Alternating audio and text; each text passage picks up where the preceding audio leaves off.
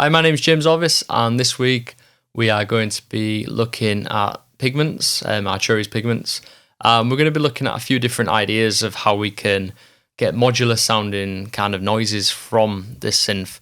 And each video I'll give you 5 examples, creative examples that you can take away and use yourselves to create your own patches or to modify some of the Arturia patches, which is exactly what I've done in this project.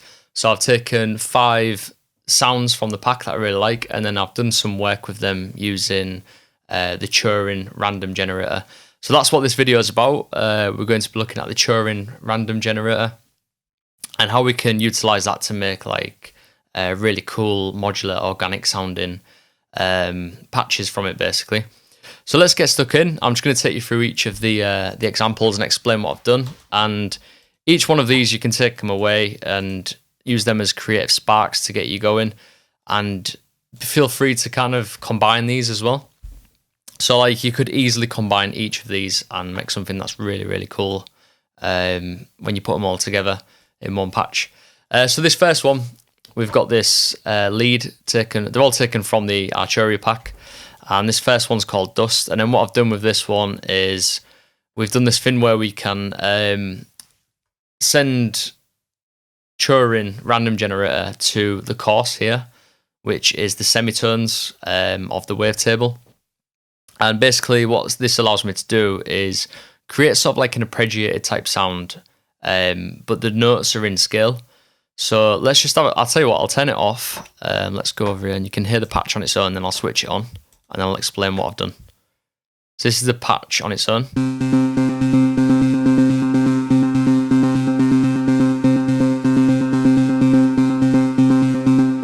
So really, really simple patch, just doing 16th notes as well on the MIDI. Nothing too crazy because I want all of the melodic content to come from this idea. So let's just switch it on. You can have a listen to what it's doing, then I'll explain how I've done it.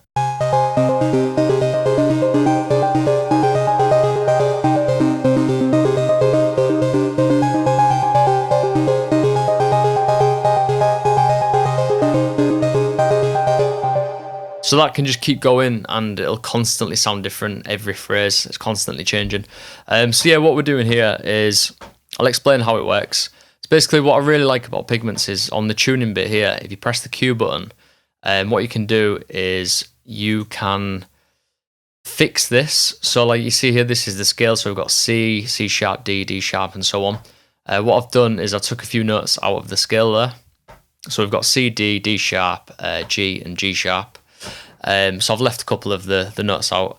And then what it means is, as you move this course up and down, it'll only play notes from the scale. So it doesn't play all the notes in between, it just plays the notes from the scale.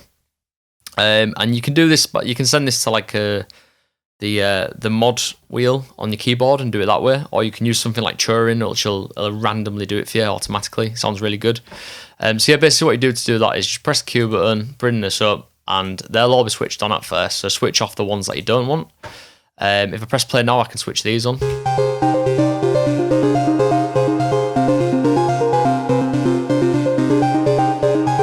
I just liked using these 5 notes in the scale. It sounded really nice.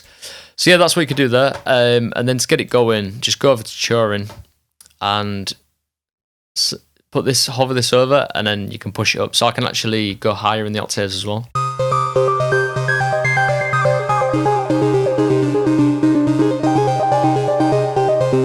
So yeah, once you found the range in which you want to use it, the next thing you need to do is go down to the Turing bit here. And I just use the standard settings really. I switch this to mono keyboard, so each note triggers a new note basically. If you turn that off and just have it free running, and obviously you could change the sync rate.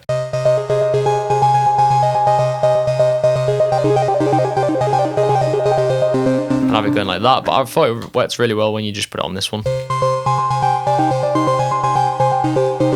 So yeah, I thought that was really, really cool and really inspiring little trick to do. So let's move over to the next one. So the next one is kind of a similar theme, but what we're going to do is use the random generator on voices. So on a wavetable, On the unison, you've got this section here, and you can switch it from classic to super, and then you've got chord. So again, I'm just running one note, and I've chosen the chord of minor. And then basically, as you pump up these voices here, you choose how many notes within the chord you want. So obviously, if you've got 3 notes, that's the triad. So that'll be like C, D sharp, and F. And then obviously, as you start to increase those numbers as you go up like this, you start to add more notes up the higher octaves. So what I've done here is similar kind of thing as we did before, but I'm sending it to voices instead from the Turing, and that's basically just adding extra notes up the scale. So let's have a listen to this off, and then I'll turn it on. So I'll just switch this off.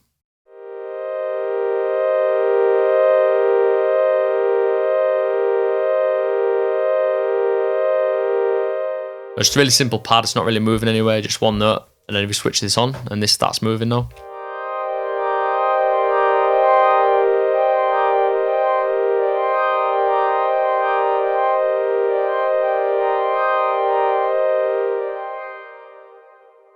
So I've got this in dotted at the moment, and what I can do is I can actually ramp that up a bit and have it going like this as well.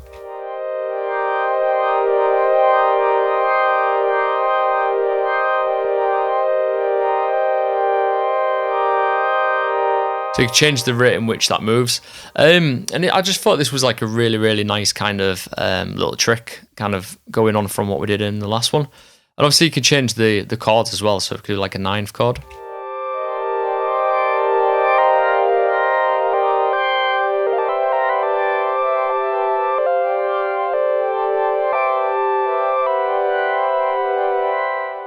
So I mean, you can actually add your own chords as well.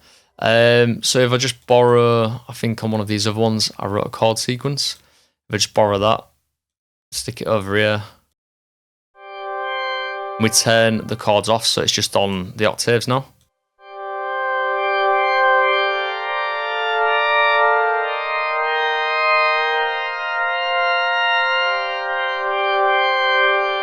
So you can also add your own chords in as well if you do it that way. But I kind of really like this chord mode here. So I thought that was a cool one as well. Let's move on to the next one. So this third example is a really simple one as well. So we're going to use Turing to modulate the panning. Again, I'm just going to go and switch off what I've done here and press play and see what we're working with.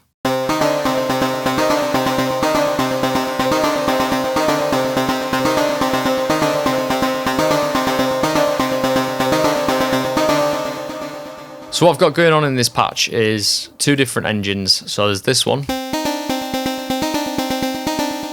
and we've got this one here. So what I wanted to do in this patch was send the first engine to the first filter, and that one stays center. And then the second one, the higher one, what I've done here is sent that to filter 2, which is this one here. And then I pulled the pan all the way to the left and then switched on Turing. So now Turing, you can see the little blue line there moves across. And it moves the panning around from left to right, but randomly. So let's have a listen to this.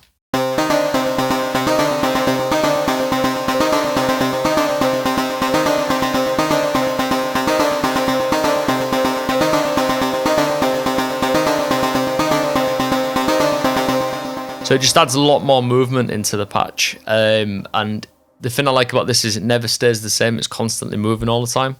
So that's the third example. Let's move over to the fourth one. So this fourth example, we're combining a few different elements. So this one was actually straight from the pack. So there was already some Turing stuff going on in the patch. And I thought that was really, really cool. So I thought I'd just go ahead with this one. So we've got 3 things going on here. We've got the wavetable pH distortion amount. We've got wavetable 1 position, which is this bit. And we've also got the filter cutoff as well. So let's turn them all off and have a listen without them. Let me just click the next one.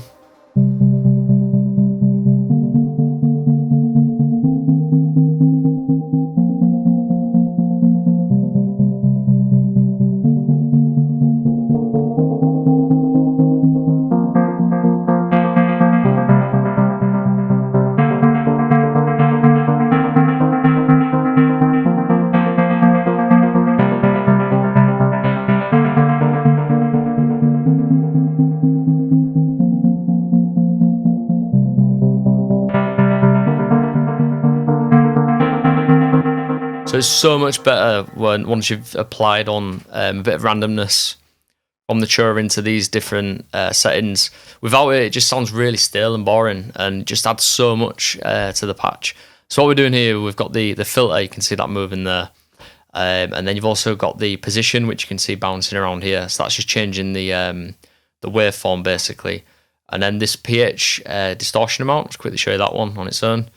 So that is this one here.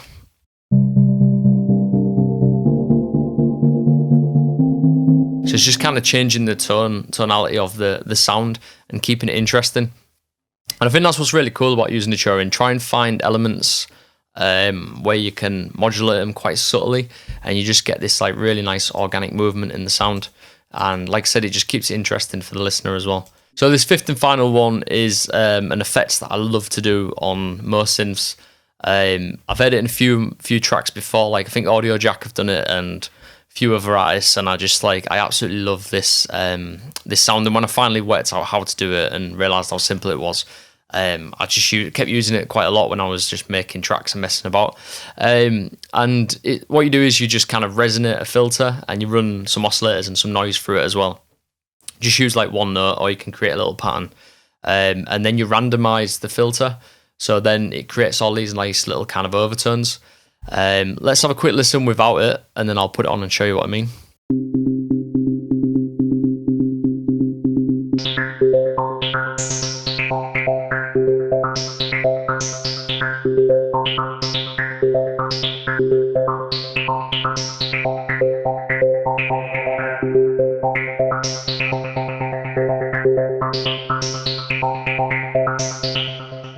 So good. It just reminds me of a chip pan, you know, like a chip pan fryer going off. That's what it sounds like. But it's really, really trippy and really cool, especially once you've got a good beat behind it. And when you start to kind of run that into delays and reverbs and stuff as well, it sounds brilliant. So that's the fifth and final example, one of my favorites. And that was just simply done by just kind of turning up the resonance here. And then you can see there we're just modulating it again. The filter cut off, so it's just randomly bouncing around. And again, it's just another way of creating a ton of interest in your track, and you just let it run, basically. And I really love using random sounds because it just makes the track sound really, really intricate. Sounds like you've done loads of modulating, when in fact it's just a random generator. So I hope you've enjoyed that. Let me know in the comments below if you found that inspiring, and let me know if you've taken any of these ideas and come up with something yourself. Be really interested to know how you get on. And if there's anything you'd like us to cover in future videos, please let us know that in the comment section below as well. My name is James Orvis, and I will catch you next time.